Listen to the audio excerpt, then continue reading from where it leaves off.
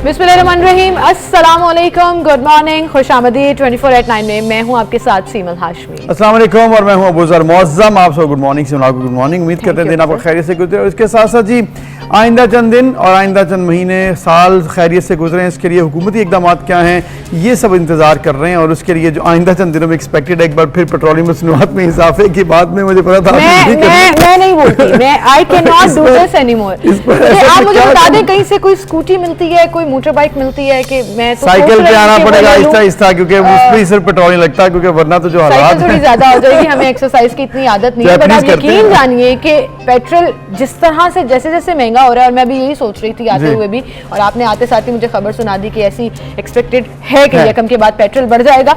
आप यकीन जानिए कि पूरे का पूरा बजट आपका आउट होता जा रहा है, क्योंकि सिर्फ पेट्रोल नहीं बढ़ता, महंगाई की ओवरऑल रेशो बढ़ना शुरू हो जाती है। ट्रांसपोर्टेशन के ऊपर इम्पैक्ट पड़ता है, आपकी टेक्सटाइल सेक्टर, आपकी सब्जियां, आपके फल, हर चीज के ऊपर इसका इम्पैक्ट पड़ता है।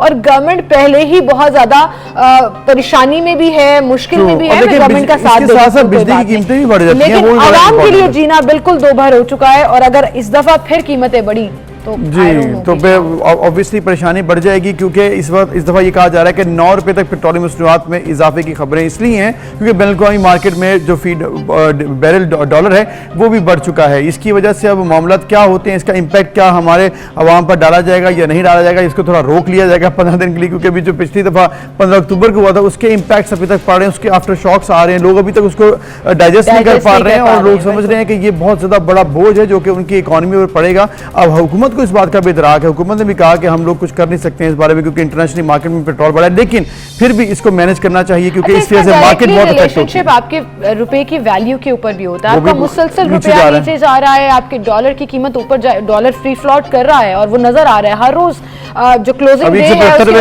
एग्जैक्टली, तो 175 रुपए और इंटरबैंक में 174, तो 176 तक भी चला जाता है ओपन मार्केट में। उसके इम्पैक्ट जो है वो फिर आपकी पेट्रोलियम मसनूआत पे और बाकी चीजों के ऊपर भी आते हैं। बहरहाल इमरान खान साहब को देखना होगा, मुआशी टीम्स को सोचना होगा कि कैसे आवाम को रिलीफ दें। ये जो नारा लगा दिया जाता है, सियासी बयान दे दिया जाता है कि टारगेटेड सब्सिडी दे देंगे, इससे काम नहीं चल रहा है। और आप यकीन जानिए वाकई में वो जो एक हम बात किया करते थे कि 2 वक्त की रोटी पूरी नहीं होती, लिटरली लोगों की 2 वक्त की रोटी पूरी नहीं हो रही है। लेकिन बहरहाल हम इंटरनेशनल दौरे कर रहे हैं जी, प्राइम मिनिस्टर साहब वापस आ गए हैं सऊदी अरब के दौरे से और IMF के साथ मुज़ाकरात अभी भी चल रहे हैं, क्योंकि उस पर भी कुछ कंफर्मेशन अभी तक नहीं आई है। इन तमाम चीजों पर हम बात करेंगे आज के शो में। और महंगाई का चूंकि हम जिक्र कर रहे हैं तो ऑपोजिशन मुसलसल एहतजाज पर है, ये भी बात करेंगे आज के प्रोग्राम पर। नजर डालते हैं। शहबाज शरीफ का कर्ज के लिए IMF की शराइत पार्लियामेंट में लाने का मुतालबा। पीपल्स पार्टी का महंगाई और बेरोजगारी के खिलाफ मुल्कगीर एहतजाज का ऐलान।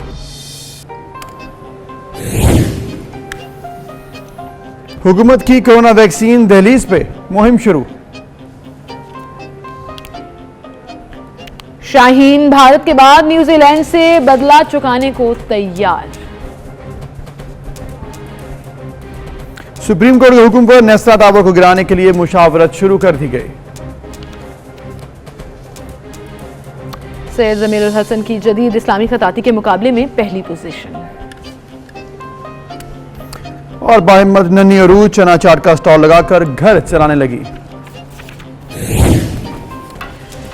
ये थी हमारी टॉप स्टोरीज और बाकायदा आगाज करेंगे आज के प्रोग्राम का। और सबसे पहले प्राइम मिनिस्टर इमरान खान साहब जो सऊदी अरब के दौरे के बाद अब वापस वतन पहुंच गए हैं और वहां पर उन्होंने मुख्तलिफ टॉपिक्स के ऊपर बात की। और मुख्तलिफ टॉपिक्स में बात करते हुए एनवायरनमेंट के जो इश्यूज हैं, पाकिस्तान का उसमें क्या किरदार है, दुनिया उसमें क्या कर रही है, इस पर भी बात की। सीनियर एनालिस्ट हमाद गज़नवी हमारे साथ हैं। हमाद गज़नवी साहब अस्सलाम वालेकुम, बहुत शुक्रिया आपने वक्त दिया।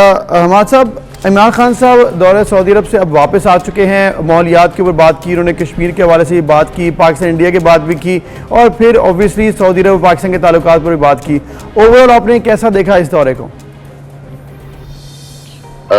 दौरा ये तो आखिर में इसका ये जो लेग थी, लास्ट लेग, इसमें कुछ बात हुई जिसमें ये तकरीर सामने आई और हमने, वरना इससे पहले तो हमें कुछ तफसीलात नहीं पता कि उनके दौरे में क्या थी।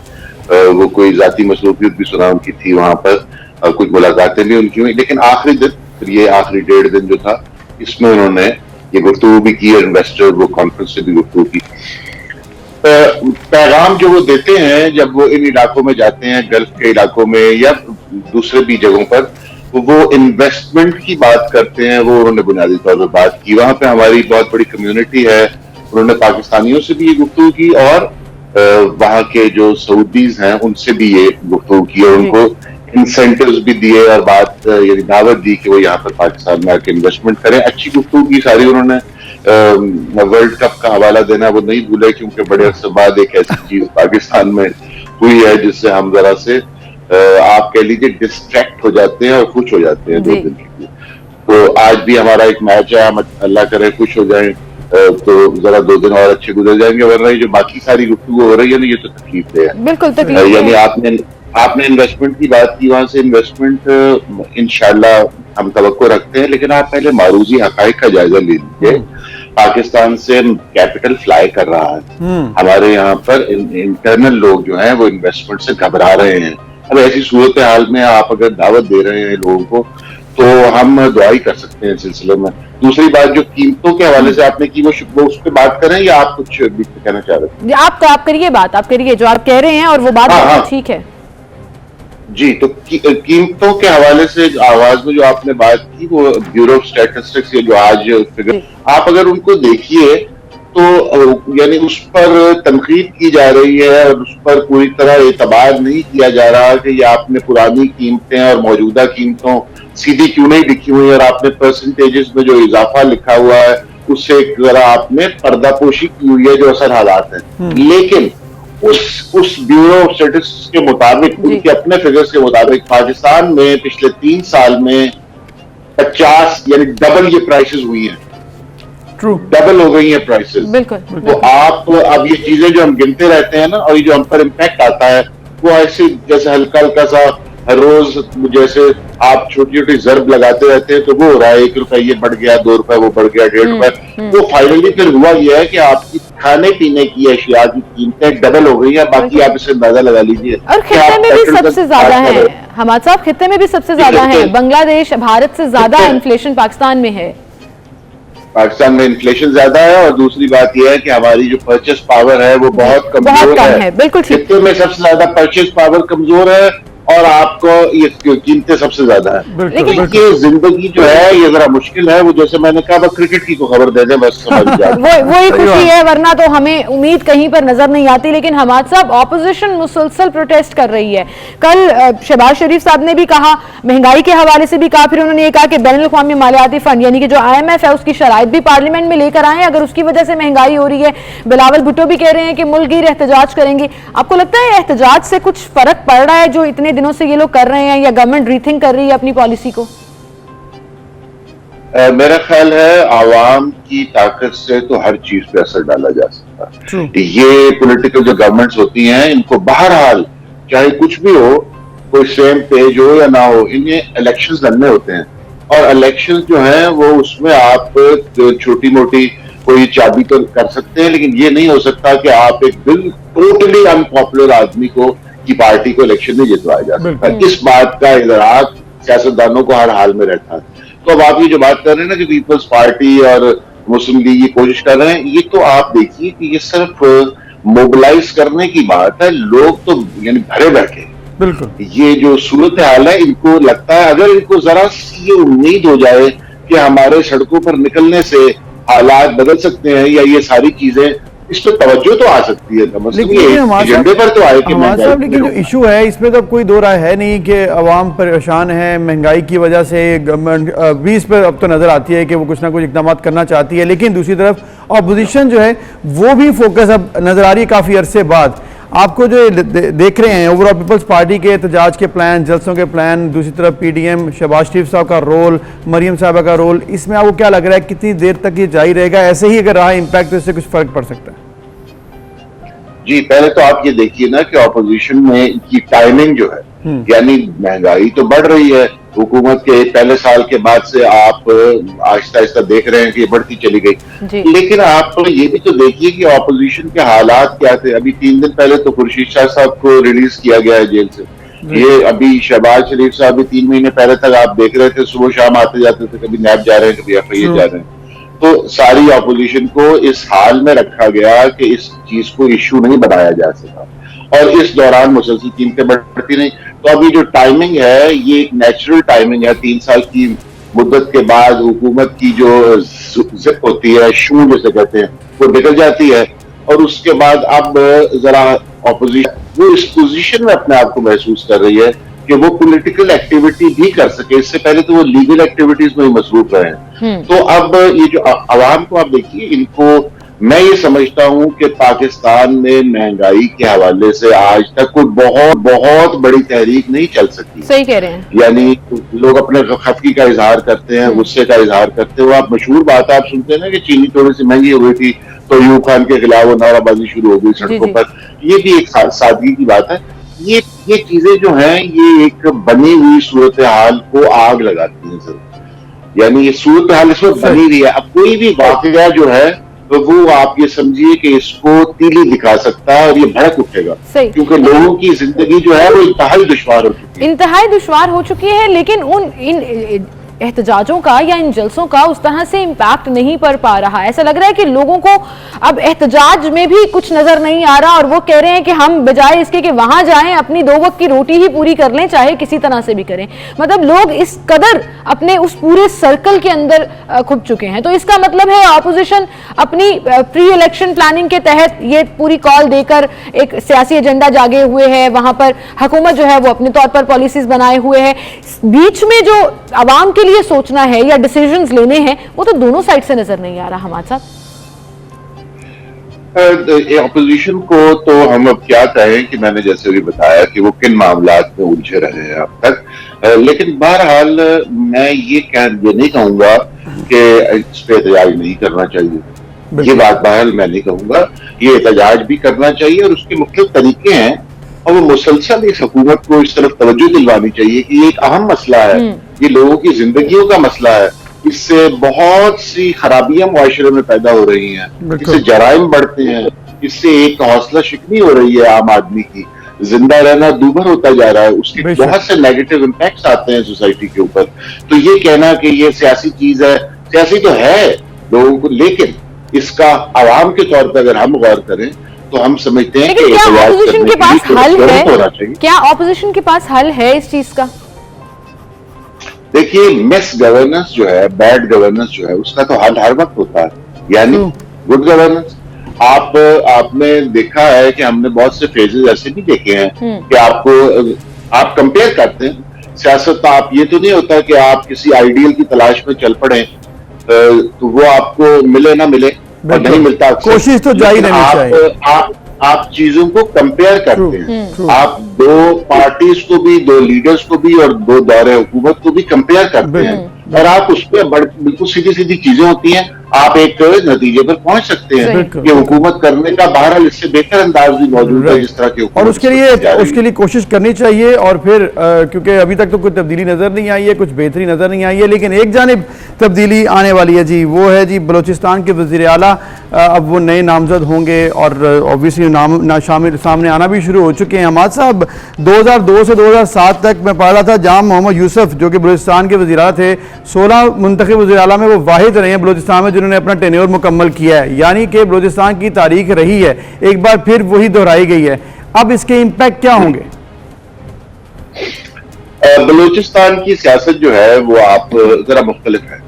हम देखते हैं कि वहां पर एक तो सिक्योरिटी के कुछ इश्यूज हैं जिसकी वजह से सिक्योरिटी फोर्सेस का बहुत ज्यादा वहां पर रोल है, और फिर जब आप रोल होता है तो वो फैलता हुआ तकरीबन हर शोबे में चला जाता है। इसी तरह वहां की भी सूरत हाल है और सियासत भी इससे अलहदा नहीं है। तो वहां पर इस वक्त जो हो रहा है, आपने सही कहा कि हमने मसलन जो हुकूमत आपने गिनवाई, जाम यूसुफ साहब की हुकूमत का आप जिक्र कर रहे थे, वाहिद हुकूमत है जो अपना वक्त पूरा कर सकी है, वो भी हालात थे खास तरह के, वो भी काफली की हुकूमत थी और वो सूरत हाल ऐसी थी। इस वक्त जो वहां पर सूरत हाल है, आपने देखा कि 3 साल ये वजीर आला रहे हैं, लेकिन ये कहां से आए थे और कहां गए हैं, यानी गए लोगों का सुराग लेकर कहां से आया, किधर गया, वो ये सूरत हाल है उनकी। वो आए जिस तरह थे उस पर भी लेकिन खानदानी वज़ीर आला थे, वालिद उनके दादा खानदानी पॉलिटिशियन आपने दादा भी हाँ जी, उनके दादा भी वजीर आला रहे। जी, वालिद और दादा दोनों तो खानदानी गुलाम कादिर जी, खानदानी तो बिल्कुल है वो, लेकिन वहां पर वजीर आला बनने के लिए सिर्फ खानदानी होना काफी नहीं है। खानदानी वजीर आला मैं बोल रहा हूँ, खानदानी नहीं, खानदानी वजीर आला। मैं समझ गया, लेकिन वो खानदानी वजीर आला भी है ना, क्योंकि ऊपर से चला रहा। क्या ये रहा हो मुख्तसरन कि बाप की पैदाइश पर भी तो गौर करना चाहिए। जी जी जी। बाप जो पार्टी है, तो जिस तरह रातों रात पार्टियां यहाँ बनती हैं, और वो आपको पता है ना, इलेक्शन से कुछ दिन पहले वो पार्टी बनी थी। जी जी, ऐसी तो वो क्या पार्टी है, वहां पे इस तरह इकट्ठा कर देते हैं जैसे काफ लीग पहले पार्टी वहां बना दी गई थी। हत्ता के PMLN वगैरह ये बड़ी पार्टियां हैं, पीपल्स पार्टी, ये भी वहां पर जब वो एक बाहर आती है, मौसम आता है, तो उस वक्त वो भी, उसमें भी लोग शामिल हो जाते हैं, वरना वहां की सियासत जो है वो बिल्कुल एक और तरीके से चलती है। और हमारे साथ वहाँ अगर ये कहें कि इनफरादी तौर पर सियासत की जाती है, फर्दी तौर पर सियासत की जाती है, तो गलत नहीं होगा। वो एक जत्था बन जाता है, ग्रुप बन जाता है, फिर आप उसको कोई भी नाम दे दें। अब जो नाम सामने आ रहे हैं, जैसे बाप की तरफ से अब्दुल कुद्दूस बजिंजो साहब का नाम नामजद किया गया, पाकिस्तान तहरीक इंसाफ की तरफ से सरदार यार मोहम्मद रिंद, तो आपको क्या लग रहा है कि किसके चांसेस ज्यादा हैं और कैसे देख रहे हैं आप फ्यूचर को बलूचिस्तान के? जो पियामन भाई वही सुहागन। तो इसका उसूल तो यही है कि आपने, जैसे मैंने अर्ज किया, कि वहां पर हमारी सिक्योरिटी एजेंसीज और फोर्सेज जो हैं उनका बहुत ज्यादा रोल है। अच्छा, अब वहां पर अब ये जो अब कुद्दूस बजिंजो साहब इस्तीफा दे रहे हैं, या वहां पर परवेज खटक साहब और संजरानी साहब का जो रोल था, जाम कमाल के इस्तीफे में वो वहां गए और किस तरह वो मुलाकात करते रहे, और जिस तरह सरकारी वो बलूचिस्तान के जहाज पर 4 डिसिडेंट MPs जो थे वो इस्लामाबाद गए थे, वापस आए थे वहां से, तो इससे आपको अंदाजा होता है कि वहां पर हुकूमत जो है उन्हीं लोगों की बन सकेगी जिनके सर पे दस्ते शफ़क़त रखा जाएगा। और ये हमेशा से ऐसी है, नो डाउट। जी, हमेशा से वो पॉलिटिक्स का तरीकाकार ये है। अच्छा, ये जो हम सुनते हैं ना कि बलोची सेनेटर बिक गए, वहां पे यूं हो गया, ये मैं समझता हूँ इससे बलोचिस्तान की जो इज्जत तारीफ आता है ना, उसका मैं जरूर जिक्र करना चाहूंगा। इंतहाई गयूर वो सूबा है और उसके लोग क्या आलीशान है, लेकिन ये जो पॉलिटिक्स है ना, इसमें कुछ लोगों की और फिर दौस धांधली भी चलती है, तो उससे जो इम्प्रेशन आता है वो ऐसे आता है जैसे बलोचिस्तान तो यह मामला ही सारा यही है, खरीदो फरोख्त होती है। अवाम ऐसा बिल्कुल नहीं है, वो सूबा इंतहाई किरदार और गयूर लोगों का सूबा है। तो ये सूरत हाल है। अब ये जो आपने कहा ना चीफ मिनिस्टर कौन बनने जा रहा है, तो हमने, ये तो बड़ा आसान जवाब है कि जो ताकतवर लोग होंगे वो अपना बना देंगे, लेकिन जमीनी हकाइक पर अगर गौर किया जाए तो जो डिसिडेंट ग्रुप है ना इसका बाप पार्टी का ही, इसमें से वज़ीर आला आने के ज्यादा इम्कानात हैं, ये मैं कह सकता हूँ। बिल्कुल सही। अमान गजनवी साहब, बहुत शुक्रिया आपका, आप हमारे साथ मौजूद थे, लेकिन हम आपका पहले वाला जवाब ज्यादा इंटरेस्टिंग समझता कि जो पियामन भाई, लेकिन डिपेंड करता है कि फिर आप पिया किसको कह रहे हैं और कैसे जो है ये नामजदगी होती है, लेकिन ये कुछ ही दिनों में पता भी कुछ ही दिनों में सबको सामने आ जाएगा। लेकिन हम उम्मीद करते हैं कि बलूचिस्तान के लिए अच्छा हो जो भी नाम सामने आए। एक ब्रेक, फिर मिलते हैं।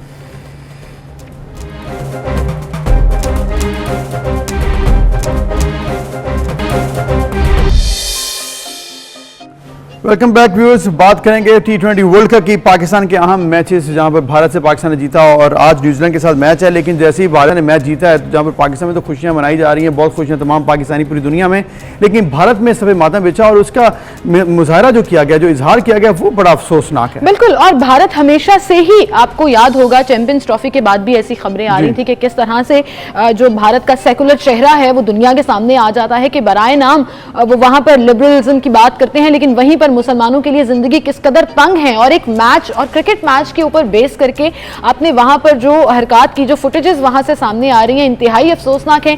ये मनाजर हम आपको दिखा रहे हैं भारत की रियासत पंजाब के, जहां पर एक कॉलेज में जो मुसलमान कश्मीरी स्टूडेंट्स थे उनके ऊपर तशद्दुद किया गया, उनके कमरों को तहस नहस कर दिया गया। क्या वजह थी?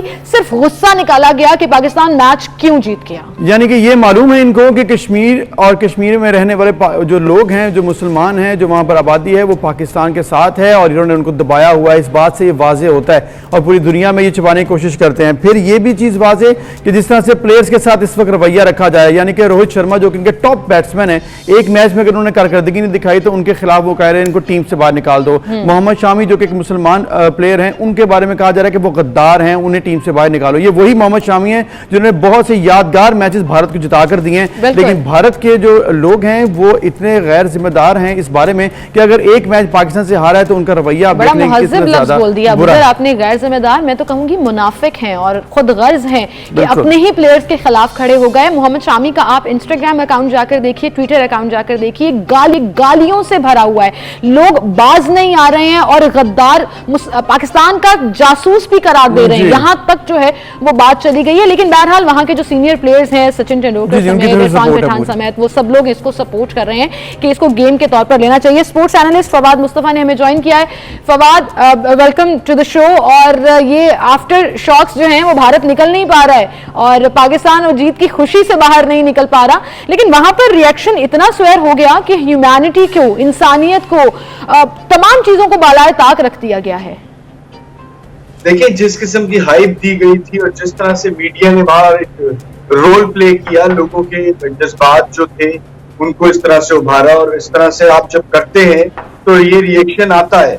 वो तो शो ये कर रहे थे कि कोई चांस ही नहीं है पाकिस्तान से हारने का।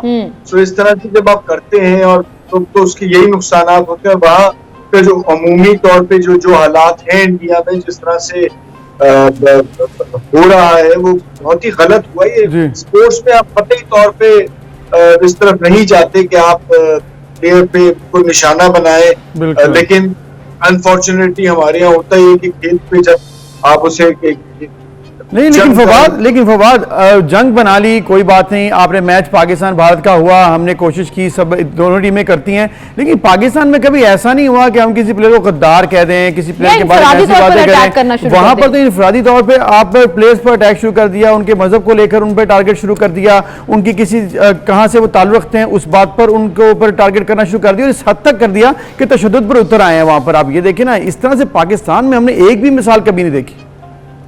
हाँ, कतई तौर पे ऐसा इतना एक्सट्रीम पे कभी भी यहाँ पर कोई नहीं गया। जरूर क्रिटिसिज्म हुआ, मजाक हुआ, बहुत कुछ तनकीद हुई, लेकिन ये तो बहुत ही आप एक्सट्रीम पे चले गए हैं।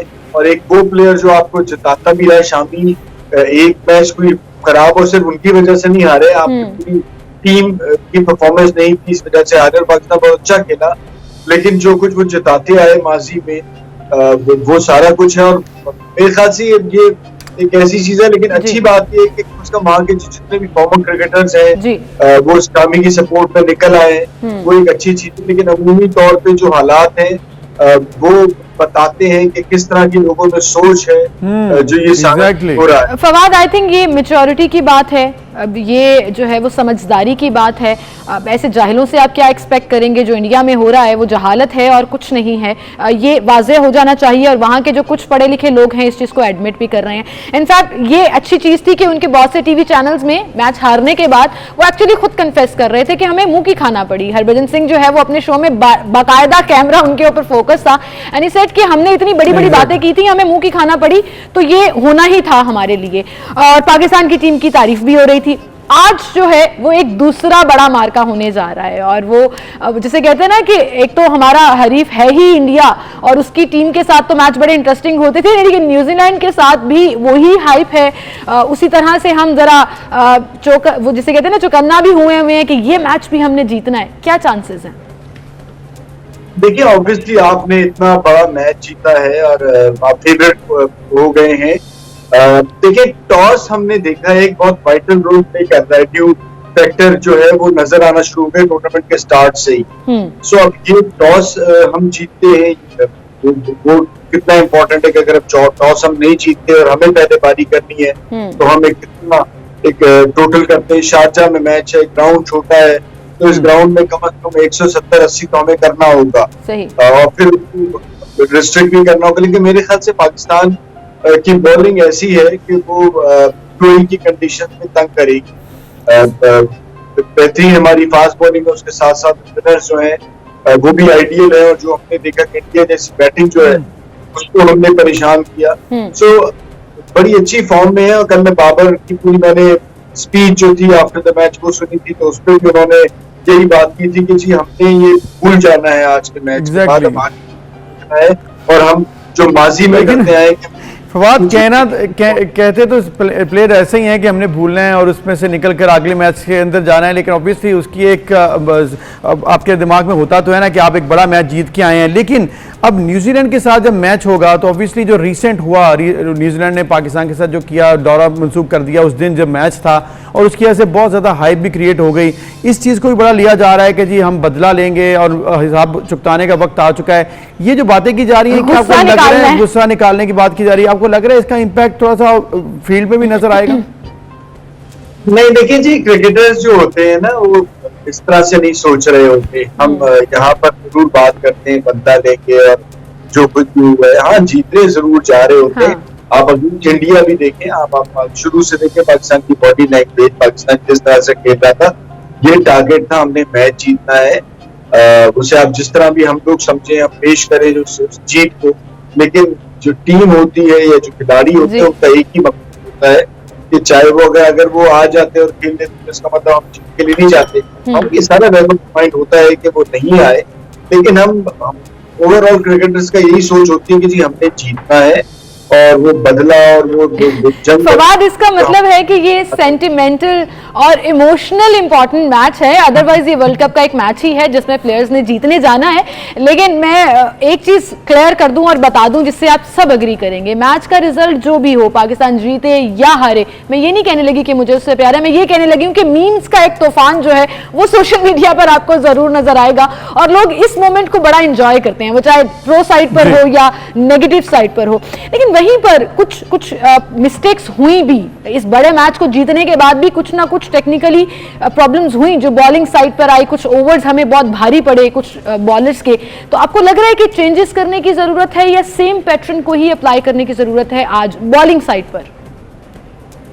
देखिए, T20 क्रिकेट में आप एक बड़ी टीम के मुकाबले में खेल रहे हैं, ऐसा नहीं होता कि कोई बॉलर जो है उस पर रन ना बने, रन जरूर बनते हैं। एक बॉलर का अच्छा दिन होता है, एक बॉलर का बुरा दिन होता है, ये सब खेल का हिस्सा होता है। जहां तक टीम चेंज करने का ताल्लुक है, आप एक विनिंग कॉम्बिनेशन के साथ जाएंगे, अनलेस कोई इंजरी ना हो या कोई और आप इतने सुकून से पहुंच जाए, या तो इंशाल्लाह सेमीफाइनल तो शायद आखिरी एक आध मैच में आप बॉलर्स को रेस्ट करा दे। मुझे नहीं लगता कि कोई चेंजेस होंगे और ना चेंजेस करनी चाहिए। अभी तो मैचेस जीतने हैं ताकि हम कंफर्म हो जाए कि हम सेमीफाइनल के लिए क्वालिफाई कर लें, और उसके बाद फिर कोशिश होनी चाहिए ग्रुप में टॉप करें। तो आज मैच तो काफी हद तक कंफर्म हो जाएगा कि हम सेमीफाइनल के लिए क्वालिफाई कर लें। अच्छे मैच अगर दो जीत गए तो ऑब्वियसली इसका इम्पैक्ट होगा। तो फवाद, अगर आप एनालिसिस करें दोनों टीमों का ऑन पेपर, न्यूजीलैंड को आप कहां पर रेट कर रहे हैं और पाकिस्तान को?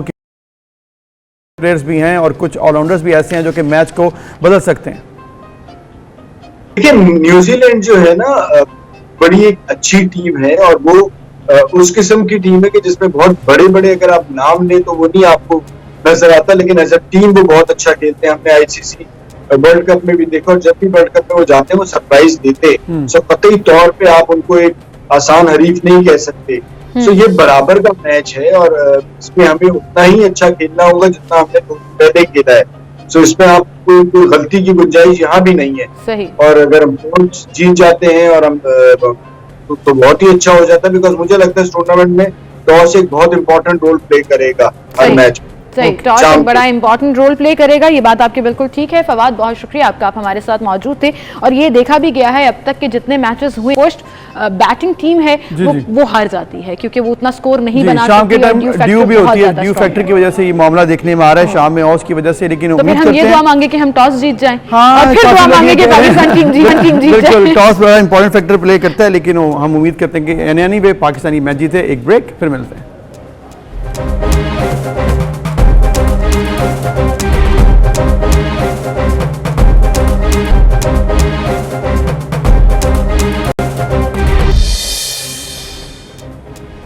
Welcome back. एक बार फिर से आपको खुशामदीद कहेंगे। और नाज़िन, लाहौर अलहमरा आर्ट्स काउंसिल में एक कंपटीशन का इनेकाद किया गया जिसमें ने शिरकत की और बहुत ही खूबसूरत फनपारे जो हैं वो वहाँ पर प्रेजेंट किए गए, जिसका रिजल्ट जब अनाउंस हुआ तो पहली पोजीशन सैयद जमीरुल हसन ने हासिल की, जिन्हें गोल्ड मेडल भी दिया गया और 25,000 जो नकद इनाम है उससे भी नवाजा। जी, इनका ताल्लुक हरीपुर हज़ारा से है और इस दौरान फैसलाबाद और लाहौर के ज़ुबैर मुग़ल और अमजद अलवी जो हैं उन्होंने बलतरतीब दूसरी और तीसरी पोजीशन हासिल की है। मुकाबले में पाकिस्तान भर से 400 से ज़्यादा फनकारों ने हिस्सा लिया, यानी कि पूरे पाकिस्तान के तमाम शहरी इसमें शिरकत कर सकते थे, जबकि वज़ीर आला पंजाब उस्मान बुज़दार को बतौर मेहमान खुसूसी मदऊ भी किया गया और पेंटिंग्स की नुमाइश 14 और 15 अक्टूबर को हुई थी और उसके बाद ये इनामात जो हैं वो दे दिए गए हैं। तो बहुत बड़ी बात है, बड़ी ज़बरदस्त बात इसमें ये ख़ास है कि पाकिस्तान में ऐसा टैलेंट है जो कि इंटरनेशनल लेवल का काम कर रहा है और उसको प्रमोशन इसी तरह से आगे मिल सकती है। बिल्कुल, और इसमें जिन्होंने पार्टिसिपेट किया उन्होंने डेमो पेंटिंग्स भी बनाई, जैसे अलहमरा के असिस्टेंट डायरेक्टर ने जुल्फ़िकार जुल्फ़ी साहब ने वज़ीर आला को पेश कर दिया, लेकिन आई होप कि उन्होंने उसकी पेमेंट जो है वो पेंटर को ज़रूर की होगी, क्योंकि हमेशा ये प्रॉब्लम रहता है कि हमारे पास बहुत टैलेंट है, बहुत क्रिएटिविटी मौजूद है, लोग पाकिस्तान भर में इतने क्रिएटिव हैं कि दुनिया में वो पाकिस्तान का नाम रोशन कर रहे हैं अपने फनपारों के ज़रिए, अपनी पेंटिंग्स के ज़रिए, लेकिन यहाँ पर हम हमेशा ये बात करते हैं अबूज़र, और इसमें कोई दो राय नहीं है कि कहीं ना कहीं ये लोग ले बैक कर जाते हैं, क्योंकि अगर आप कमर्शियली काम नहीं कर रहे तो फिर आपका करियर उस तरह से स्ट्रांग नहीं होता जहां पर आपका अर्निंग पॉइंट जो है वो स्ट्रांग। और ये बहुत बड़ा इशू है यहाँ पर। मुकाबले बड़े जबरदस्त होते हैं जी, कंपटीशन जरूर होने चाहिए, टैलेंट उभर कर सामने आता है, लेकिन इनफ प्लेटफॉर्म्स भी होने चाहिए जहां पर ये लोग अपने टैलेंट के जरिए कमा। और इसमें इन्हीं प्लेटफॉर्म में से जो अलहमरा आर्ट काउंसिल का प्लेटफॉर्म है, इसने बहुत से ज़बरदस्त आर्टिस्ट दुनिया में पाकिस्तान की नुमाइंदगी के लिए भेजे और उन्होंने पाकिस्तान का नाम रोशन किया। तो यही एक आइडिया था और ये जो तमाम कॉम्पिटिशन्स हो रहे हैं इस प्लेटफॉर्म से, इसका मकसद यही होता है कि अगर आपका कहीं पर और टैलेंट है, कहीं पर ऐसे लोग हैं जिनको प्लेटफॉर्म चाहिए, जो कहीं पर एग्जीबिशंस नहीं कर सकते हैं, वो आगे आएँ, अपना काम दिखाएं, इनामात तो मिलेंगे, लेकिन इसके साथ साथ अगर आप नहीं भी जीतते, पहले 3 या 10 पोजीशंस नहीं भी आती हैं आपकी, लेकिन एटलीस्ट आपको कंपटीशन मिलेगा, आपको समझ में आएगा कि कहाँ पर कितने लेवल का काम हो रहा है और आप अपने आप को इम्प्रूव करेंगे और नेक्स्ट टाइम जब कंपटीशन में आप आते हैं तो और अच्छा काम करते हैं और वो इंटरनेशनल लेवल पर जा सकता है। उससे आपके अर्निंग भी होगी, प्रोफेशनली भी आपके लिए फ़ायदा होगा और पाकिस्तान को भी इसमें फ़ायदा होगा। और ये जो एक्सपोजर होता है ये हमारे आर्टिस्ट हजरात के लिए बहुत ज़्यादा ज़रूरी भी होता है। तो कंपटीशन बड़ा ज़बरदस्त रहा जी, जिसमें पाकिस्तान भर से लोगों ने शिरकत की।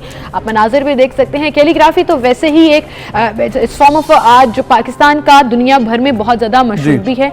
बड़े बड़े नाम हैं हमारे आर्टिस्ट के जो अपने तरीके से, अपनी क्रिएटिविटी से या इनोवेशन के ज़रिए जब कैलीग्राफी करते हैं तो वो आप यकीन जानिए कि मुसलमानों के लिए तो एक और इसका रुतबा भी होता है और एक और अहमियत भी होती है, लेकिन इवन नॉन मुस्लिम्स भी इस चीज़ को बहुत पसंद करते हैं। और आप देखिए कि वो जितने फनपारे हमारे जा रहे होते हैं दुनिया भर में, वो नॉन मुस्लिम्स भी खरीद रहे होते हैं। बिल्कुल, तो इसमें जी आर्ट लवर तो पूरी दुनिया में है और पाकिस्तान की तरफ से जो आर्ट पेश किया जाता है उसमें सैयद ज़मीरुल हसन जिन्होंने अभी पहली पोजीशन हासिल की थी, उनसे हम बात आपकी करवाते हैं और हम उनसे बात करके ये पूछेंगे कि आखिर उन्होंने टैलेंट कैसे हासिल किया, किस तरह से उन्होंने मेहनत किया। अस्सलाम वालेकुम सैयद ज़मीरुल हसन साहब, बहुत शुक्रिया आपने वक्त दिया।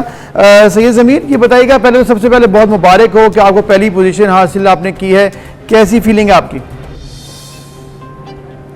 खुशी हो रही है, हमारे इलाके का नाम रोशन हुआ है, टीचर्स ने, स्टूडेंट्स ने, इस्तिज़ा इकराम ने बहुत ज्यादा दुआएं दी हैं। ज़बरदस्त जी, और हमें भी बड़ी खुशी हो रही है। हम आपकी जो विनिंग फनपारा है, जो खताती है, वो देख भी रहे हैं कि आपने कितने ज़बरदस्त तरीके से न सिर्फ ये बनाया बल्कि कलर्स का जो इंतखाब किया वो भी बड़ा खुश आइंद था। तो मुझे बताइएगा कि क्या आप एक्सपेक्ट कर रहे थे कि आपकी फर्स्ट पोजीशन आएगी, क्योंकि पाकिस्तान भर से कैलीग्राफर्स आए हुए थे?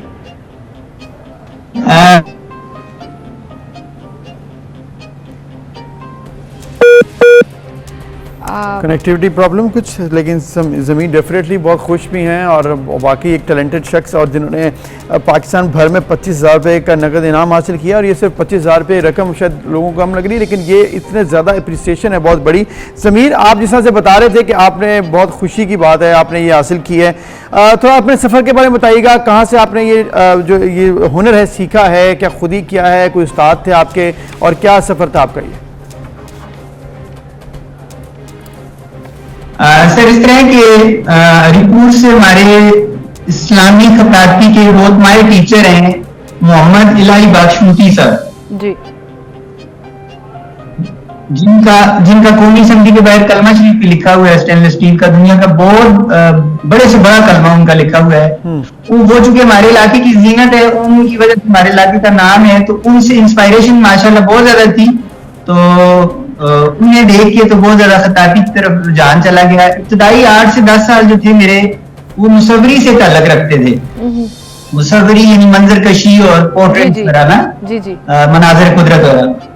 2011 के बाद क्योंकि उस्ताद साहब से इंस्पायरेशन बहुत ज्यादा हुई, तो उस्ताद साहब ने मेरे फन में मुझे थोड़ा सा चेंज करने के लिए इस्लामी खताती की तरफ लेके आए, और उनसे मैं अभी तक माशाल्लाह 11-12 साल से सीख रहा हूँ 2 खतूत, जिनमें खत सुल्स है और खत कूफी है। खत कूफी के नए अंदाज हैं, तो ये बस उनकी दुआओं का नतीजा है, छोटे छोटे बच्चों और वालिदैन और इसातिज़ा की दुआओं का नतीजा है, मेहनत कम ही होती है जी। जबरदस्त। तो आपकी अपनी एग्जीबिशंस का एक्सपीरियंस कैसा रहा, और कभी पाकिस्तान से बाहर आप चाहते हैं कि वहां पर भी आप रिप्रेजेंट करें अपने काम को? सिस्टर, हमारी कोशिश होगी कि हमारे इलाके का नाम रोशन हो, और पाकिस्तान के वैसे बड़े शहरों में हमारी नुमाइश वगैरह अक्सर होती रहती है, जिनमें मरकजी शहर इस्लामाबाद है, पिंडी है, फैसलाबाद है, लाहौर है। हम चाहेंगे कि आने वाले वक्त में हमारा काम अच्छे से अच्छी जगह पे जाए। विजन होता है कि एक इंसान का, कि जैसे अब मेरा विजन है ये है कि दुनिया का जो मुसलमानों का अजीम मुल्क है, जैसे हम सऊदिया कह सकते हैं, जहां पर से कुरान पाक की तबात होती है, वहां से जब कुरान पाक की तबात हो तो उसके दरमियान में जो लफ्ज लिखा हो अल कुरान या अल कुरान अल करीम, और दाएं बाएं उसका मिनिएचर और काशीकारी वगैरह का काम, फूल पत्ती का काम हुआ हो, आने वाले वक्त में अल्लाह करे कि कभी हमारे इंशाल्लाह। बहुत खूब जी, और ये का बड़ा जबरदस्त है। गुड लक फॉर दैट, अल्लाह ताला आपकी जरूर मदद करे। टैलेंटेड आप हैं, और आई होप कि आपको इनफ प्लेटफॉर्म्स मिलें अपना टैलेंट शो करने। एक ब्रेक, फिर मिलते हैं।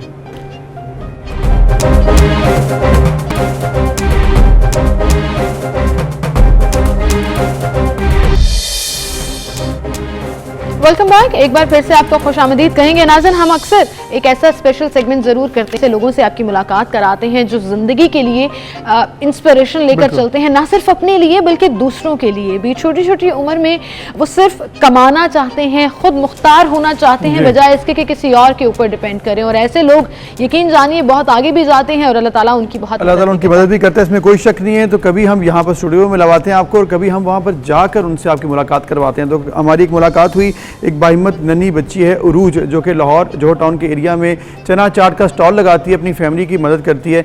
उसकी स्टोरी क्या है, वो कैसे ये काम करती है, अज़म क्या है, वो आपको दिखाते हैं।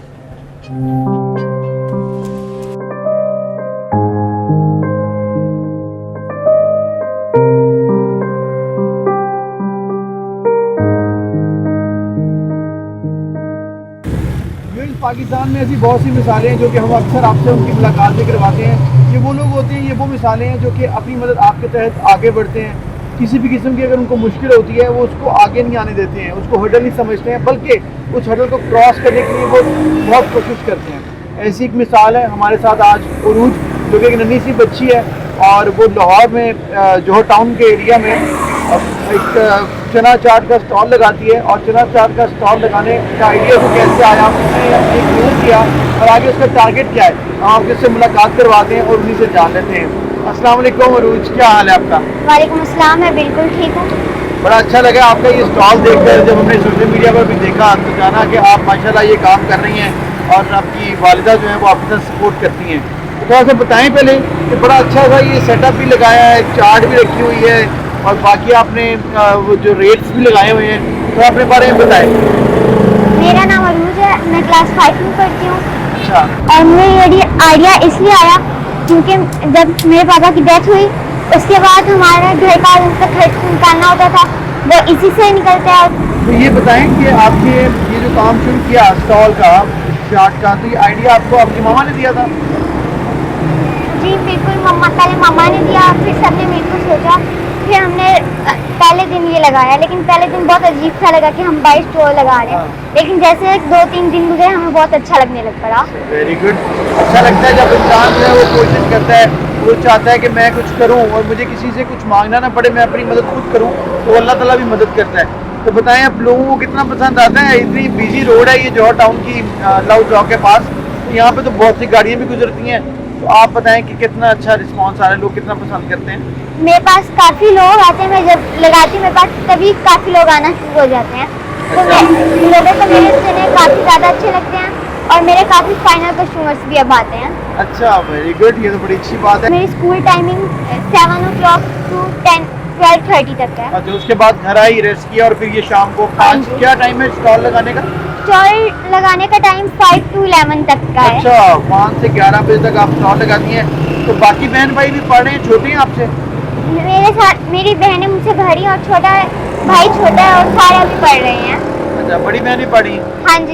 वो भी हेल्प करती है साथ? जी, वो भी करती हैं, वो कभी कभी वही बना के देती हैं। अच्छा, वेरी गुड। तो मामा भी और आपकी ये सब लोग मिलके, तो बेसिकली मुझे लगता है कि जो आपकी जो सेलिंग प्रैक्टिस है ना वो बड़ी अच्छी है, तभी आपको उन्होंने रखा है कि आप इसको सेल करें चीज़ें, तो फिर अच्छा है आपका एक्सपीरियंस अब तक।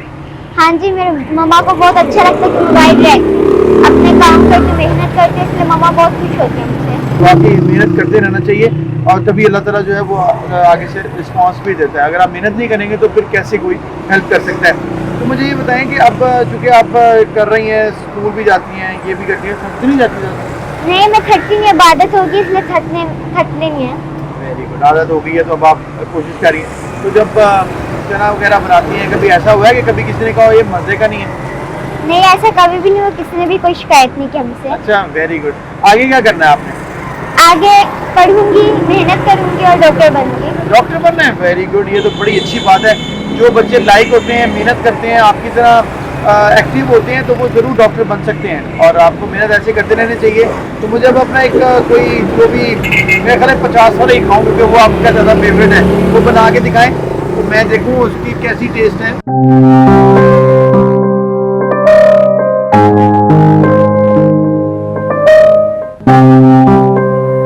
जबरदस्त जी, ये छोटी सी बच्ची और इसकी हिम्मत देखिए कितनी बड़ी है कि ये अपनी फैमिली के लिए सहारा बनना चाहती है। और क्या होता है कि आपके हाथ में जो भी चीज़ है आप उससे अपना लिविंग जिसे कहते हैं ना अर्निंग पॉइंट करना चाहते हैं। तो वो चने चाट का स्टॉल लगाती है जौहर टाउन लाहौर में और हम ज़रूर चाहेंगे कि आप लोग सब उसको ज़रूर सपोर्ट करें, जाइए। और ये तो वैसे ही बड़े मज़ेदार होते हैं। लेकिन जब आप खा रहे थे तो मेरे मुंह में पानी आ रहा था कि मैं जाऊं और उससे मुलाकात चना चाट लाहौरियों को बड़ी पसंद भी है और अगर कोई शख्स लाहौर में आ रहा है तो वो जरूर जाएगी। अल्लाह चौक के साथ BOR रोड है, उसके ऊपर बिल्कुल मेन पर ये बच्ची बैठी है अपना स्टॉल लगाकर।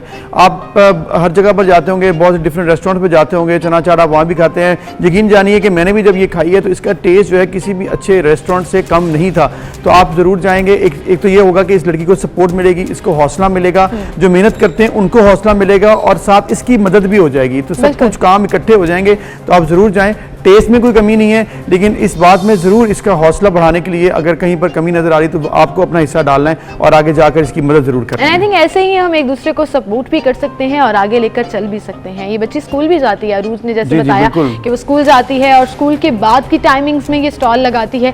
सो आई रियली होप कि लाहौर के जो वासी हैं वो ज़रूर इसको सपोर्ट करेंगे। और अपने इर्द गिर्द देखिए, सिर्फ अरूज की बात ही नहीं है, अपने इर्द गिर्द देखिए जो लोग मेहनत करके कुछ करना चाहते हैं और आप किसी अच्छी पोजीशन पे हैं और उनको सपोर्ट कर सकते हैं, तो ये आपका बड़ापन होगा कि आप उनको भी साथ लेकर चलें। इस चीज को जैसे कहते हैं ना कि किसी भी इंसान की मदद करने वाले को अल्लाह ताला भी बहुत पसंद करता है। तो आप सोचिए कि अगर आप किसी को हेल्प करेंगे तो आपकी अपने लिए कितनी राहें खुलेंगी। और पाकिस्तानी तो वैसे ही माशाल्लाह इस लिस्ट में बहुत आगे होते हैं। फिलैंथ्रोपी में, सोशल वर्क में हमने नंबर भी स्क्रीन पर चल रहा है, वो भी आप फॉलो देख सकते हैं, उसको नोट डाउन कीजिए।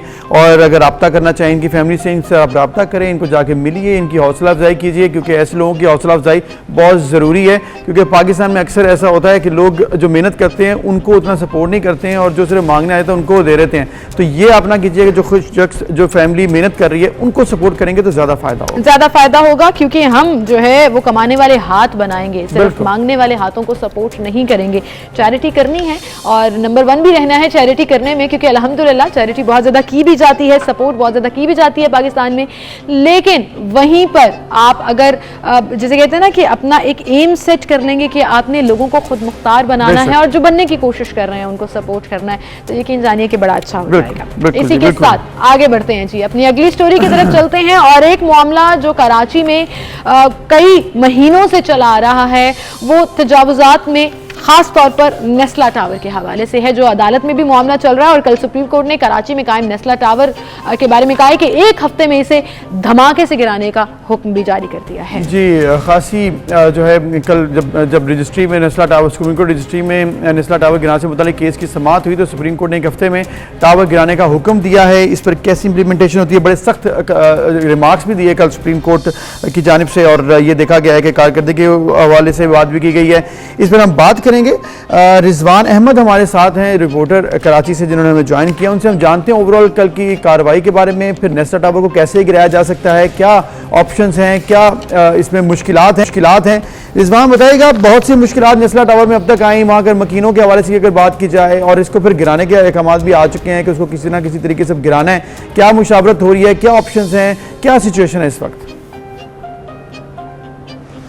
जी शुक्रिया। देखिए, अगर नेस्ला टावर की बात की जाए तो सुप्रीम कोर्ट की जानिब से 7 यौम में जो है इसकी एनिदामी कार्रवाई मुकम्मल करके रिपोर्ट करने के लिए कहा गया है, लेकिन अगर देखा जाए जो ज़मीनी हकाइक हैं वो ये बताते हैं कि ये 7 यौम में इसका मुकम्मल एनिदाम जो है वो मुमकिन नहीं है। लेकिन इस सिलसिले में जो इंतज़ामिया हैं, ख़ास तौर पर कमिश्नर कराची जो है वो खासे मुतहरिक हो गए हैं, और गुज़िश्ता रोज़ से सुप्रीम कोर्ट के अहकामात आने के बाद से ही हमने देखा कि वो जो है काफ़ी इस सिलसिले में नेस्ला टावर को मुनज़्ज़म करने के हवाले से जो है उन्होंने मुख्तलिफ डिपार्टमेंट से सलाह मशवरे को आगाज़ कर दिया था। इसी सिलसिले में आज शाम 4:30 बजे एक इजलास तलब किया गया है। इंतहाई अहमियत का हामिल ये इजलास बताया जा रहा है, जिसमें FWO कराची के पुलिस चीफ, जबकि इंजीनियरिंग 5 कोर को भी तलब किया गया है, उनके नुमाइंदों को, NLC के भी जो नुमाइंदे इस इजलास में शिरकत करेंगे, जबकि NED यूनिवर्सिटी के vice chancellor, MD Sindh solid waste management board,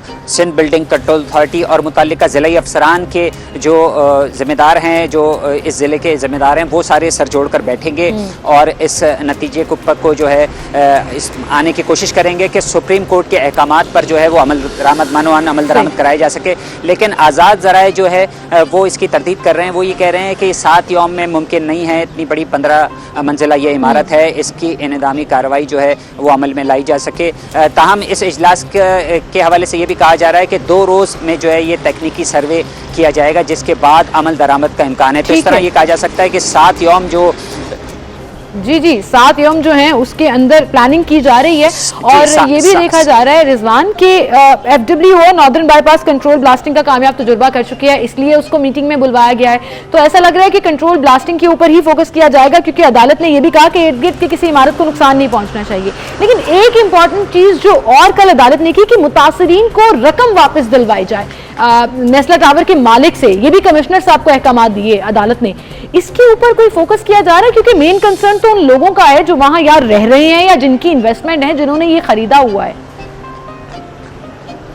जी बिल्कुल, बड़ा दिलचस्प सवाल है आपका ये। इस हवाले से अगर बात की जाए, कल से अब तक जो इंतज़ामी मशीनरी है, अफसरान है, ब्यूरोक्रेसी है, उसने इस जानिब तवज्जो नहीं दी है। सबसे ज़्यादा जो तवज्जो फोकस है वो कंट्रोल डेमोलिशन के हवाले से है। नेस्ला टावर की जो उनके मुतासरीन हैं उनके हवाले से ना तो कोई सरकारी मौक़िफ़ अब तक सामने आ सका है, और ना ही इस सिलसिले में कोई इजलास या मीटिंग वगैरह सामने आ सकी है। जी अच्छा, मतलब मीटिंग इस हवाले सामने नहीं आ चुकी। रिजवान, ये आपने जिस तरह जिक्र किया कि बहुत बड़ी इमारत है और कसीर मंजिला, इसके फ्लोर्स 15 आपने बताए हैं, कितने मकीन रहते हैं के अंदर, फैमिलीज कितनी हैं जो कि मुतासिर हो सकती हैं, और उनकी डिमांड्स क्या हैं? कुछ एस्टिमेट वगैरह तो लगा होगा ऑब्वियसली कि इससे कितना ज़्यादा नुकसान हो सकता है जो वहाँ पर रहते हैं लोग? जी, इस सिलसिले में तखमीने का अंदाज़ा जो है वो सरकारी सतह पर तो अभी तक नहीं लगाया जा सका है। अलबत्ता जो मकीन हैं उनकी जानिब से मुतज़ाद दावे जो है वो सामने आ रहे हैं, और इस हवाले से अगर फ़ाइनल कहा जाए तो अभी तक कोई हिकमत अमली जो है वो मुरतब नहीं की गई है। जो मुख्तलिफ़ अंजुमनें हैं या सियासी जमातें हैं, सियासी और मजहबी जमातें, उनकी जानिब से भी जब नेस्ला टावर के मुतासरीन के हक़ के लिए बात की गई थी तो वहाँ पर भी जो दावे किए गए थे उसमें भी काफ़ी तज़ाद पाया गया था। जो मुतासरीन हैं उनके मुतालबे के हवाले से और वो जो डिमांड की जा रही थी सियासी और मजहबी जमातों के रहनुमाओं की जानिब से, उसमें काफ़ी फ़र्क दिखाई दिया है। तो इस सिलसिले में जो हमारे ज़राए हैं वो ये कहते हैं कि सेकंड मरहले में जो है वो ये कोशिश की जाएगी कि इन मुतासरीन को जो है वो बिल्डर से जो है मुआवजा दिलाया जा सके और इसके लिए फिर इंतज़ामिया मुतारिक होगी। लेकिन अभी जो तमाम तर फोकस है वो इंतज़ामिया का नेस्ला टावर, लेकिन रिजवान आपने खुद भी कहा कि इंतज़ामिया जो है वो मनोअन अदालत के फैसले पर और अदालत के हुक्म के मुताबिक एक्ट करेगी। तो अदालत के हुक्म में ये है कि उनको मुआवजा दिलवाया जाए। अगर पूरी इमारत मुनहदम हो गई और ख़त्म हो गई तो बेचारे मुतासरीन जो हैं, एक तो वो हमें याद है कि जब वो प्रोटेस्ट कर रहे थे तो वो बार बार ये कह रहे थे कि हमारे पास तो कोई दूसरा ठिकाना भी नहीं है, जिंदगी भर की जमा पूंजी हमने यहाँ लगा दी, और अगर उनका घर भी टूट जाएगा, रकम भी नहीं मिलेगी, तो वो बेचारे कहाँ जाएंगे। और ये चीज़ भी मेरे ख्याल से इंतजामिया को अच्छे तरीके से समझ लेनी चाहिए और इस पर भी एक्ट करना चाहिए। अच्छा, इसके लिए देखें, आपको जो गुज़िश्ता केसेस हैं उनका भी जायज़ा लेने की ज़रूरत है। अगर हम बात करें कराची के जो नाला ऑपरेशन हुए हैं वहाँ पे जो मुतासरीन थे, उन मुतासरीन के बारे में भी अदालती अहकामात यही थे कि इन मुतासरीन को जो है फिलफौर अदायगी की जाए, इनको सर छुपाने के लिए साहिबान दिया जाए। लेकिन वो मामला ताख़ीर दर ताख़ीर का शिकार रहा। कुछ लोगों को जो है वो उनकी हर मुमकिन मदद भी की गई, लेकिन कुछ अभी भी ऐसे हैं जो कि बदस्तूर है वो तमाम अपने वाजिबात से महरूम हैं, जिसकी वाज़ेह मिसाल कल औरंगी टाउन के जो मकीन थे उनकी जानिब से सुप्रीम कोर्ट के बाहर एक मुजाहरा भी किया गया था। इसी तरह अगर बात नेस्ला टावर की बात की जाए तो नेस्ला टावर के मुतासरीन के हवाले से अदालती अहकामात तो सामने आ गए हैं, लेकिन उस पर जो हुकूमती सतह पर जो है कोई अभी जिस आप बता रहे हैं इकदाम नहीं हुए हैं, मीटिंग भी इस हवाले से नहीं हुई है। बड़ा इंपॉर्टेंट सवाल है जो कि हम लोग कर रहे हैं कि आखिर ये मामला कैसे हल होगा। सुप्रीम कोर्ट ने ये तो कहा है कि आप एक हफ्ते में गिराने के इकदाम करें, एक हफ्ते में उन लोगों को ये ऑल्टरनेटिव जगह क्या होगी, क्या इस बारे में कोई बात नहीं हुई कि एक हफ्ते में वो लोग कहां पर उनको भेजा जाएगा, फैमिलीज कितनी है जो कि इफेक्ट होने जा रही हैं इससे, और उनके साथ चले अमाउंट का तो उन्होंने तखमीना नहीं लगाया अभी तक कितनी अमाउंट है, लेकिन ये तो पता है ना कि इतने घर चाहिए, इतनी जगह चाहिए जहां पर इनको शिफ्ट करना है।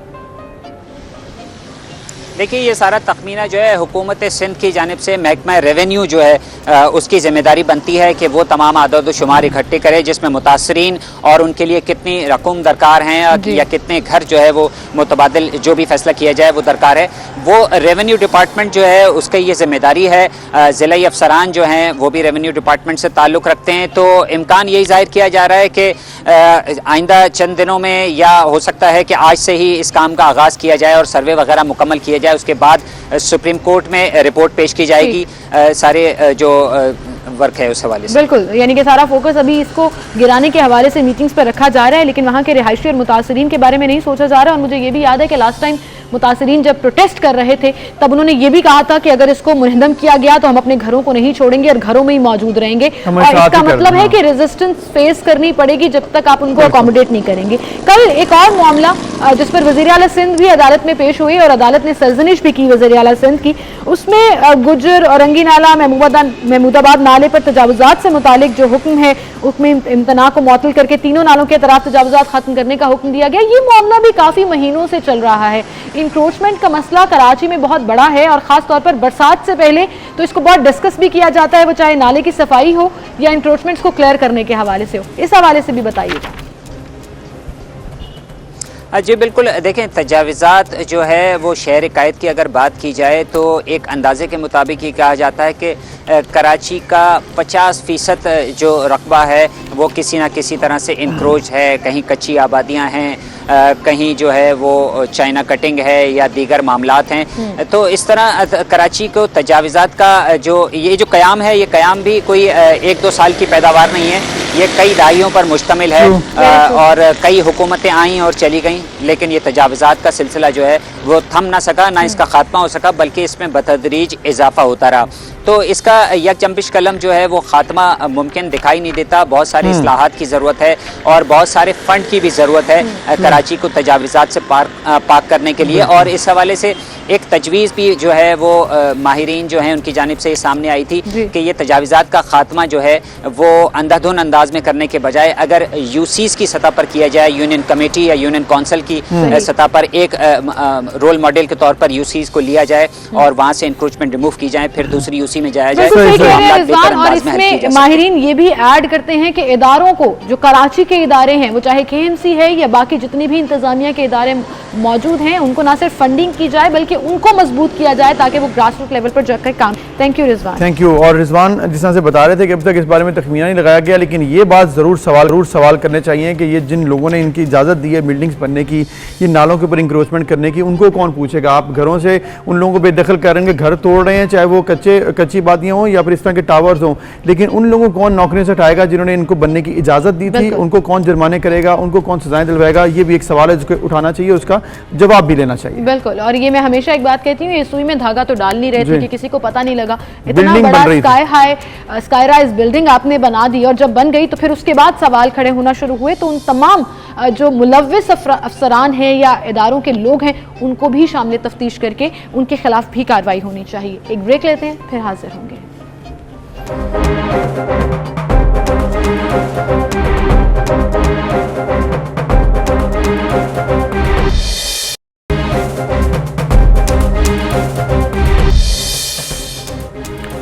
Welcome back viewers. एक ऐसा इशू जो कि पाकिस्तान के हर शहरी का इशू ये बनता जा रहा है, वो ये है कि महंगाई में इजाफा हो रहा है, और इसमें कोई शक नहीं है कि हर शहरी, हर पाकिस्तानी अब परेशान है।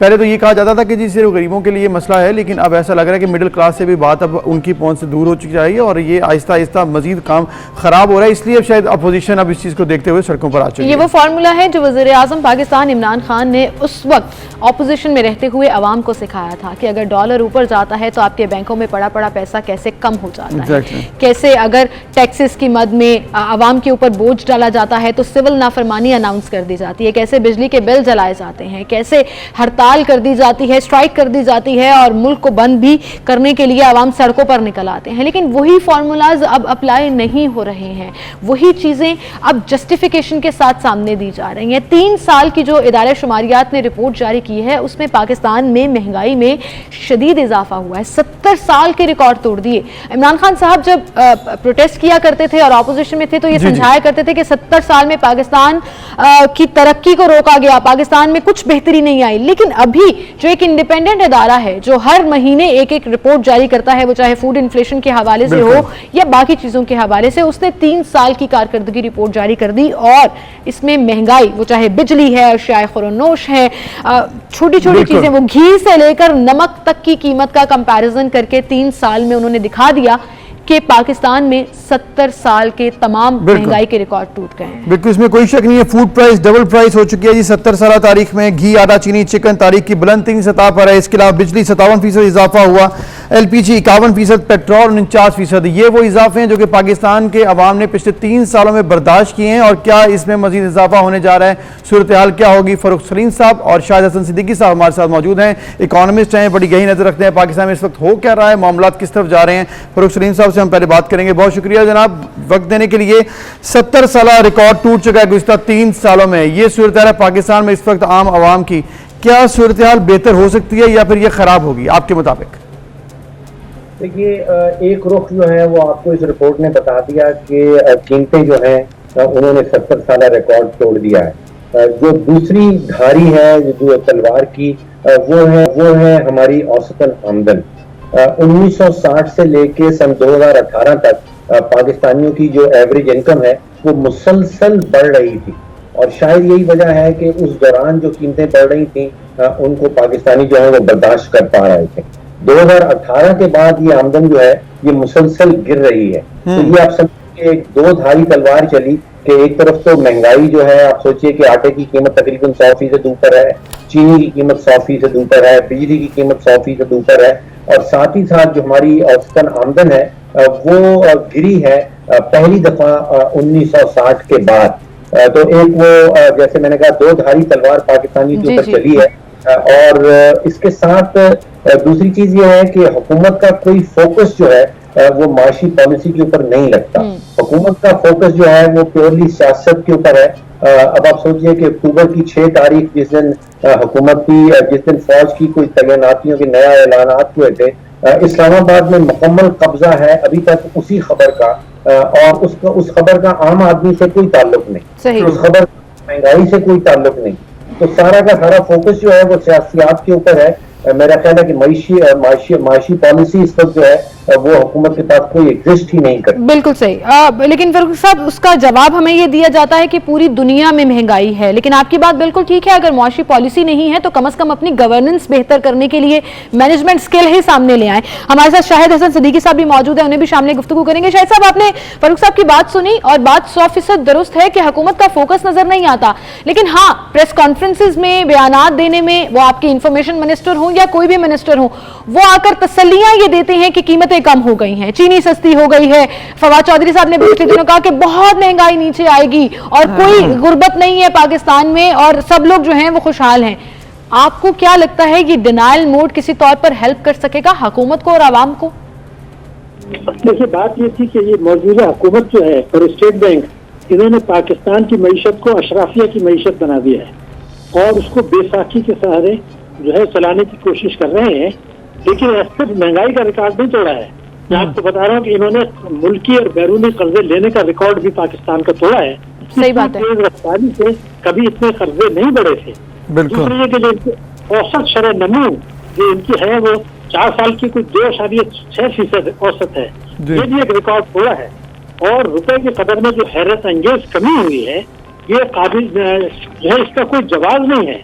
तो ये बात बिल्कुल सही है कि पाकिस्तान में इस हुकूमत के दौर में गुर्बत बढ़ी है, बेरोजगारी बढ़ी है, महंगाई बढ़ी है, आवाम की कुव्वत खरीद जो है वो कम हुई है और लोगों की जिंदगियां अजीबन हो गई हैं, जबकि पाकिस्तान के ताकतवर तबके मजे कर रहे हैं। यानी उनके छोटे छोटे जजीरे बनते जा रहे हैं इमारात के, और आवाम जो है वो गुर्बत के समंदर में होते लगा रहे हैं। बिल्कुल सही। तो लेकिन जो पॉलिसियां अपनाई हैं उसका कोई जवाब न हुकूमत पेश कर सकती है, न स्टेट बैंक पेश कर सकती है। इनको तो कटहरे में लाके खड़ा करना होगा और उनसे सवाल जवाब करने होंगे कि ये दानिस्ता तरीके से क्या अमेरिका का जो ग्रेट गेम का मकसद वो है उसको उसमें मामलत कर रहे हैं, बैरूनी अशराफिया को खुश कर रहे हैं। तो आखिर खेल क्या है? मेरे ख्याल से तो जो फैसले हुए हैं उनकी कोई तोजी मौजूद नहीं है, और अगर खड़ा किया जाए स्टेट बैंक को भी और मिनिस्ट्री हुकूमत को भी, तो इनके पास कोई जवाब नहीं होगा इसको दिफा करने का। इसमें कोई आपने शाहिद साहब जिस तरह से बात की और बड़ी बेबसी नजर आई आपकी बात में कि कटहरे में खड़ा करें, इनसे पूछें कि आखिर कर क्या रहे हैं ये और किसके मफाद के लेकर आगे चल रहे हैं।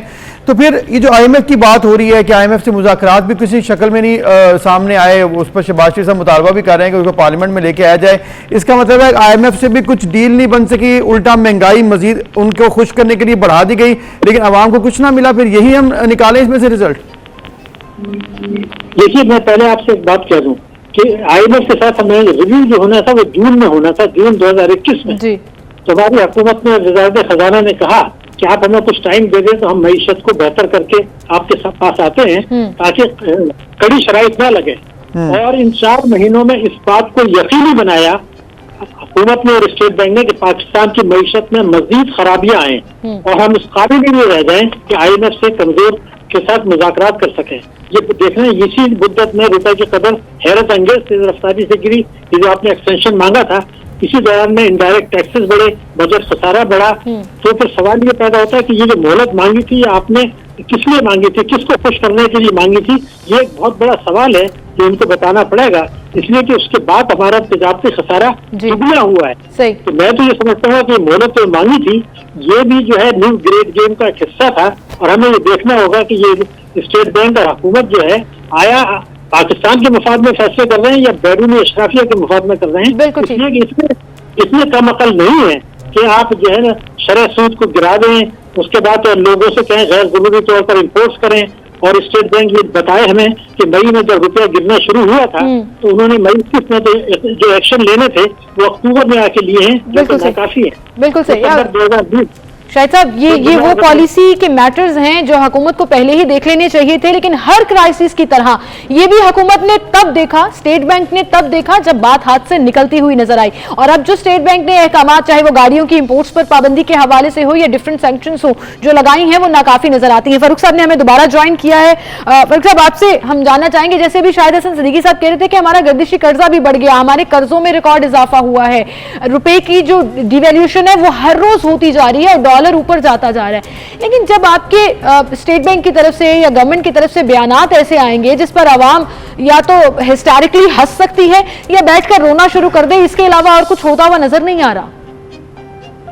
देखिए कुछ तो अशिया ऐसी हैं जिनकी प्रोडक्शन लोकल है, पाकिस्तानी किसान उनको उगाते हैं, जैसे आटा है, गन्ना है जिससे चीनी बनाते हैं, या बिजली की प्रोडक्शन है। इन चीजों के ऊपर कोई डायरेक्ट इम्पैक्ट जो है रुपए के गिरने का नहीं आना चाहिए। लेकिन आटे की कीमत भी आपने देखा कि 35 से वो चली गई कहीं 75-80 रुपए पे। चीनी की कीमत जो है वो 55 से 110-115 यानी कि 100% उनमें भी इजाफा हुआ है। वहां पे प्योरली हुकूमत की नाअहली नजर आती है। हुकूमत सस्ती चीनी जो है वो एक्सपोर्ट कर देती है, उन एक्सपोर्टर्स को फिर सब्सिडी भी मिल जाती है। फिर हुकूमत को पता चलता है कि हमारे पास चीनी कम है, फिर वही चीनी जो है वो डबल प्राइस पे हम वापस इंपोर्ट कर लेते हैं। गंदम के साथ भी कुछ ऐसा ही मामला हुआ। तो ये की नाअहली बिल्कुल वाज़ेह तौर पे सामने आ जाती है। कुछ ऐसी हैं जो इंटरनेशनल मार्केट में बढ़ रही है, जैसे पेट्रोल की कीमत जो है वो बढ़ रही है, LNG की कीमत बढ़ रही है, कोयले की कीमत 2 गुना से ज्यादा हो गई है। उस पे हुकूमत का रियली कोई खास कंट्रोल नहीं है, क्योंकि 85% पेट्रोल इंपोर्ट कर रहे हैं। अब अगर आलमी मंडियों में $35 का जो बैरल था वो चला गया कहीं 80-85 पे, तो नेचुरली पाकिस्तान में भी उनकी कीमत बढ़ जाएगी। ऑब्वियसली बिल्कुल सही फारूक साहब, आपने कहा कि कुछ बैनुल-अक़वामी रेट्स हैं, उसका इम्पैक्ट जो है वो तो पड़ता है इकॉनमी में, लेकिन अपनी गवर्नेंस की वजह से जो आटा चीनी महंगा हो गया, ये नहीं होना चाहिए। एटलीस्ट माफिया का नहीं होना चाहिए कि माफिया सामने आ गया। तो फिर दूसरी जानिब जो आपने बात की थी कि परचेजिंग पावर हमारी नहीं बढ़ रही है, और ऑब्वियसली इन्फ्लेशन एक तरफ हो रही है, तो हमारे पास जो कैपेसिटी है वो नहीं बढ़ रही कि हम आमदनी अपनी बढ़ा लें, क्योंकि ऐसे कोई मौके नहीं है, जिसकी वजह से मजीद परेशानी। ऊपर से गवर्नमेंट कहती थी हम टारगेटेड सब्सिडी देंगे सिर्फ गरीबों को, तो जो मिडिल क्लास है वो तो बिल्कुल ही पिसकर रह जाएगा। आपने मिडिल क्लास का जिक्र किया, मेरा ख्याल है कि मिडिल क्लास अब इस मुल्क में शायद बची ही नहीं है। आज से 3 साल पहले जो सर्वे हम देख रहे थे उसमें कहा जा रहा था कि तकरीबन 30% पाकिस्तान की जो आबादी है वो शरह गुर्बत से नीचे रह रही है। तो उस वक्त वो तकरीबन 7 करोड़ पाकिस्तानी बनते थे, जो सिर्फ बहुत बड़ा नंबर था। आज वही सर्वे आप देखें तो हमें बताया जाता है कि तकरीबन 41% आबादी, 41%, यानी कि हर 10 पाकिस्तानियों में से 4 पाकिस्तानी ऐसे हैं जो शरह गुर्बत से नीचे गिर गए हैं। और ये नतीजा हुआ है वो जिसका मैंने जिक्र किया था, 2 धारी तलवार का, कि एक तरफ तो हमारी आमदन कम हो रही है और दूसरी तरफ महंगाई बढ़ती चली जा रही है।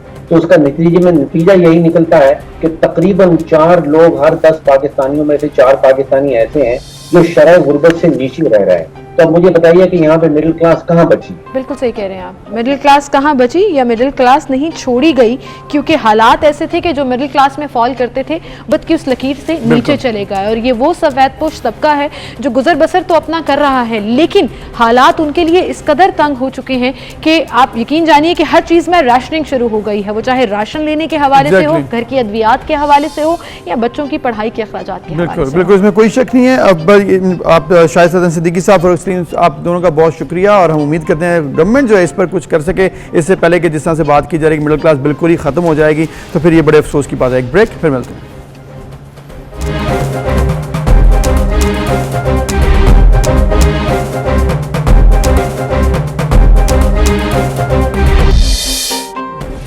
Welcome back. एक बार फिर से आपको खुशामदीद कहेंगे, और हमेशा ये लाइन जब हम बोलते हैं कि किस्मत की देवी मेहरबान हो गई तो कुछ ना कुछ अनोखा या डिफरेंट हुआ होता है, और ऐसा ही हुआ है जी।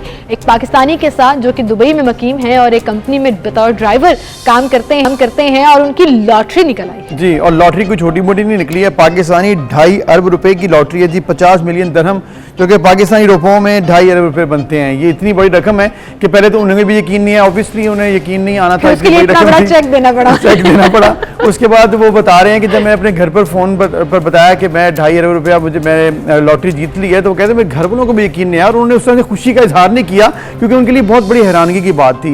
एक ही छत तले 30 अफराद उनके पाकिस्तान में रहते हैं घर में, और ऑब्वियसली एक मतवस घराने से उनका ताल्लुक है, लेकिन जब उनको ये मालूम हुआ कि 2.5 अरब रुपया जीत गया तो कि 250 करोड़ पाकिस्तानी बनता है, तो वो एक अनबिलीवेबल सिचुएशन थी उनके लिए। बिल्कुल, और ऐसे कहते हैं ना, वो वक्त बदल गए, हालात बदल गए और दुनिया बदल गई है। एक्चुअली उनके लिए हुआ भी इन अ पॉजिटिव वे। और अक्सर हम देखते हैं कि इंटरनेशनली भी कि जब भी लॉटरी निकलती है तो एकदम से सिचुएशन तो ऑब्वियसली फाइनेंशियल चेंज हो ही जाती है, लेकिन आप मेंटली तौर पर उसको फॉर सम टाइम एक्सेप्ट नहीं कर पा रहे होते। लेकिन इन्होंने जो है वो कल जब चेक रिसीव कर लिया 50 मिलियन, वैसे इनकी अब नजर आना शुरू हो गया। अच्छा, उनसे ये भी पूछा गया कि आप आगे क्या करने वाले हैं, मतलब दुबई में रहेंगे या फिर पाकिस्तान चले जाएंगे।